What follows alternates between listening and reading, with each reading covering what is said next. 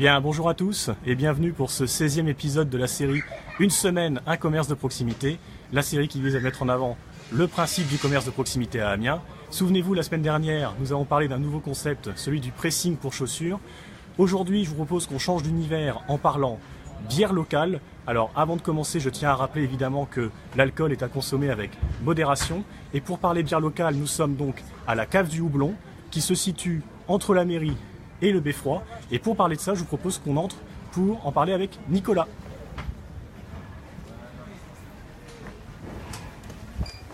Bonjour Nicolas. Bonjour, Ça va? bienvenue à la Cave du Houblon. Merci. Alors dites-nous Nicolas, la Cave du Houblon, qu'est-ce que c'est? Qu'est-ce qu'on peut y trouver? Donc nous sommes donc spécialistes en bière, on ne fait que ça, on ne sait parler que de bière. C'est une cave dans laquelle vous trouvez donc des bières internationales, des brasseries internationales, des brasseries belges et pas mal de brasseries françaises, Ouais. dont locales. C'est l'objectif du magasin, c'est aussi d'abord de mettre en avant toutes les brasseries qu'on fait toutes les bières qui sont dans le coin, avec pas mal de brasseries qui se développent. Donc nous on parle de bière, on fait beaucoup de paniers cadeaux, ce qui est location de tireuses, on organise un festival, tout ce qui tourne autour de la bière on le fait. D'accord, donc c'est très varié finalement ce que vous proposez. Ah ouais, c'est très varié, on fait vraiment, on va même jusqu'à vendre du matériel pour faire sa bière à la maison.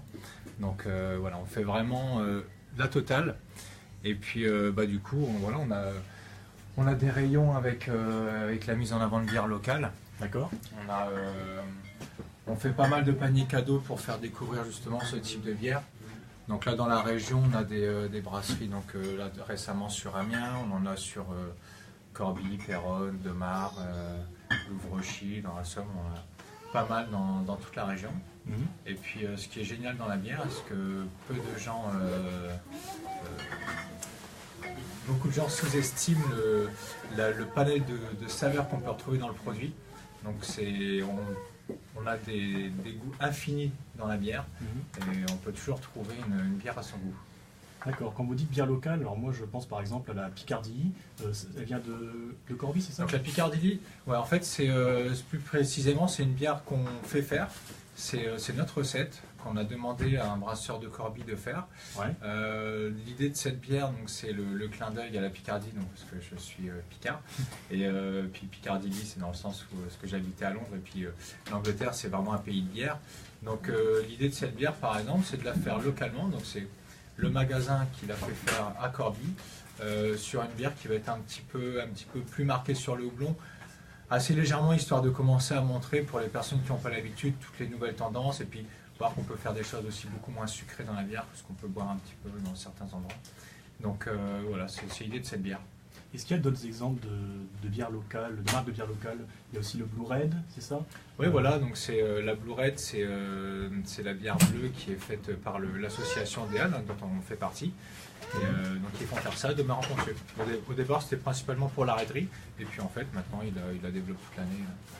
Mais voilà, on a plein d'autres produits. Donc Domar, à Domar, la brasserie de la Somme, ils ont un panel de bières très très large. À Corbie, on a aussi chaque brasserie a vraiment différentes gammes de bières. Il y en a pour tous les goûts. Est-ce que vous avez des exemples de bières locales qui sont moins connues que d'autres, dont on ne soupçonne pas l'existence, ou on connaît moins? Une des plus petites en professionnel, c'est la brasserie de Louvrechy, donc qui s'appelle les Rolus. Donc là, pour le coup, c'est du tout petit volume, c'est même pas c'est des semi-professionnels, dans le sens où c'est pas leur activité principale.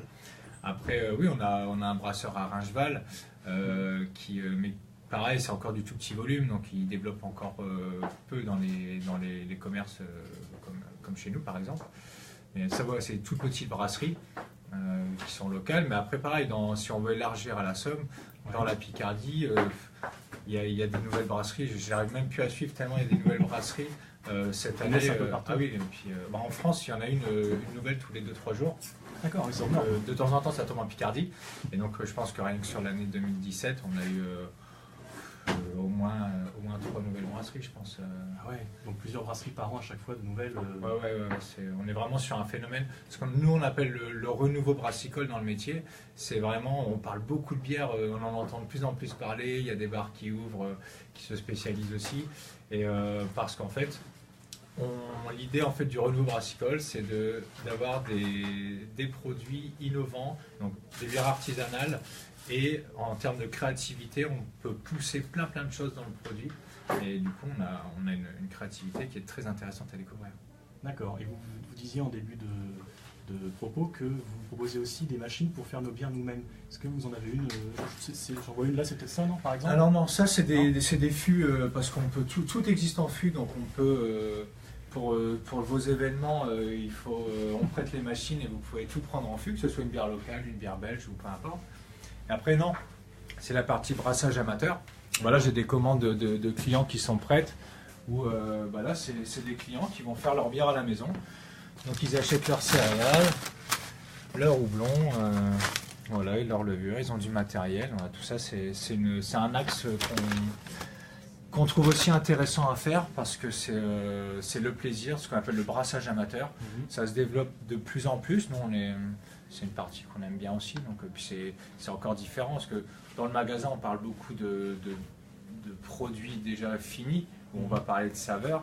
Et là, on parle de matières premières. Donc, c'est encore une autre démarche. Et est-ce que c'est compliqué à faire sa propre bière? Est-ce que c'est facile? Ça prend du temps? D'un point de vue technique? Alors, faire de la bière, c'est très facile.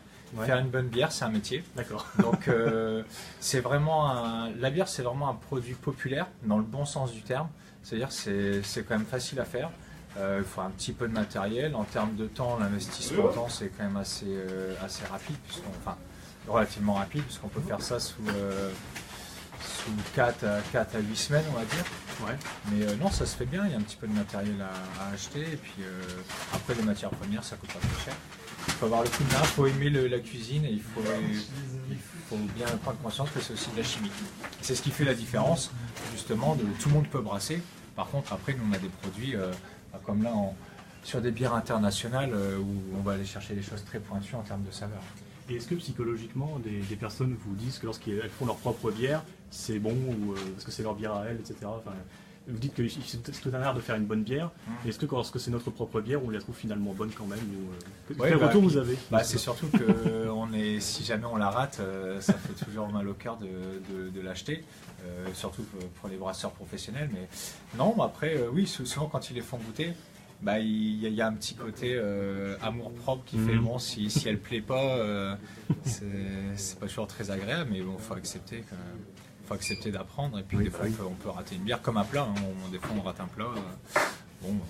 Ça arrive. Ça arrive. Nicolas, merci beaucoup pour cette présentation. C'est moi.